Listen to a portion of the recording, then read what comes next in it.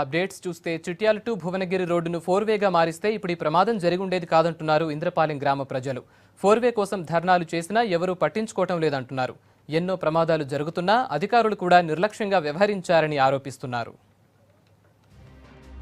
నల్లగొండ జిల్లాలోని చిట్యాల టు భువనగిరి రోడ్డుపై ఇప్పటి వరకు జరిగిన పెద్ద యాక్సిడెంట్స్ లో ఇది రెండోది. ఈ రూట్లో ఎక్కువగా ఇతర రాష్ట్రాల లారీలే నడుస్తాయి. ఈ డబుల్ రోడ్ అంతా గుంతలమయం.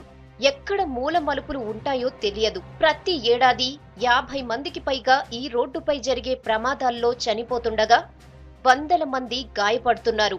ఈ రోడ్డును 4వే చేయాలని డిమాండ్ చేస్తూ జనం ఎన్నోసార్లు ధర్నాలు, నిరసనలు చేసినా ప్రభుత్వం కానీ జిల్లా అధికారులు కానీ ఎప్పుడూ పట్టించుకోలేదు. ఆ నిర్లక్ష్యమే బస్ యాక్సిడెంట్ కు కారణమైంది. 10 మందిని పొట్టనబెట్టుకుని వారి కుటుంబాలను అనాథలుగా మిగిల్చింది.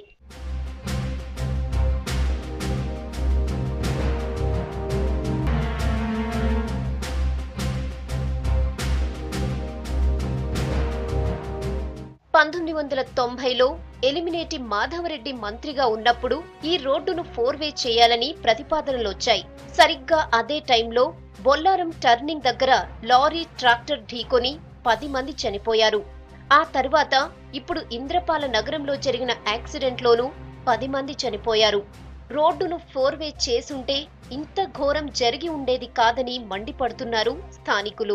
రామన్నపేట దగ్గర ఇంద్రపాల నగరం దగ్గర జరిగినటువంటి దురదృష్టకరమైన సంఘటనలో 10 మంది చనిపోవడం జరిగింది.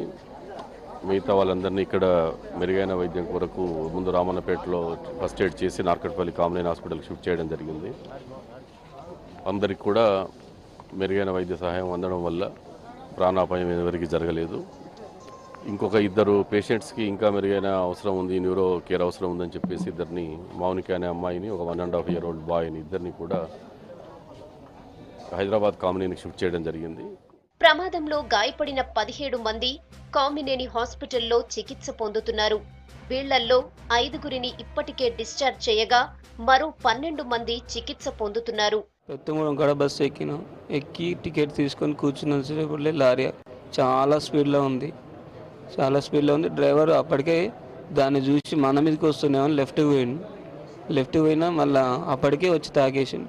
మా కాళ్ళ వచ్చి గుద్ది లెఫ్ట్ గుంజండి బండి, లారీని కట్ చేసిండు, ఫుల్ కటింగ్. అప్పటికి పల్టీ పడ్డది. మేము ఒక స్టెప్ పడ్డాం, కింద పల్టీ పడ్డది. నేను లెఫ్ట్ సైడ్ ఉన్నా కాబట్టి బండి మొత్తం మా మీద అటు ఒరిగినట్టు అనిపించింది. అక్కడ గుద్దుకున్నాయో ఓ మనిషి మీద పడ్డరు. తర్వాత వాళ్ళని చేసినాక అంబులెన్స్ ఇట్లా అప్పుడంతా ఏం రాలే. ఒక బైక్ అయినా నాకు ఫోన్ చేస్తే బైక్ నన్ను అక్కడి నుంచి తీసుకొని ఇక్కడ రామపేట హాస్పిటల్ చేస్తే వాళ్ళ వల్ల కాదంటే ఇక్కడ తీసుకొచ్చారు బైక్ మీద.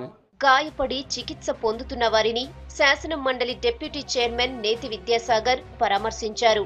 ప్రభుత్వం తరపున బాధితులకు మంచి ట్రీట్మెంట్ అందుతోందని చెప్పారు డిప్యూటీ చైర్మన్.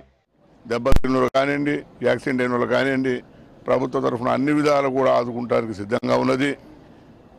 ఏదైతే దెబ్బలు తిన్నాయో ఆ పేషెంట్లందరినీ కూడా చికిత్స మంచిగా జరుగుతానికి కూడా అన్ని విధాల ప్రయత్నం చేస్తాం. ప్రభుత్వం తరఫు నుంచి ఎలాంటి ఎక్స్గ్రేషియో ఎంత వీలుండంత ఎక్కువ ఇప్పిస్తానికి కూడా మళ్ళీ కూడా మేము ముఖ్యమంత్రి గారితో మాట్లాడి అన్ని విధాలు కూడా దెబ్బలు తగిలిన వాళ్ళు కానీ మరణించిన వాళ్ళు కానీ అన్ని విధాలు కూడా ప్రభుత్వం ఆదుకుంటుందని చెప్పి మనం చేస్తున్నాం. వందల మంది ప్రాణాలు గాల్లో కలిసిపోతున్నా ఇప్పటి వరకు నిర్లక్ష్యంగా ఉన్న ప్రభుత్వాలు ఇప్పటికైనా ఈ రూట్లో టర్నింగ్ సరిచేసి 4వేగా మార్చాలని కోరుతున్నారు.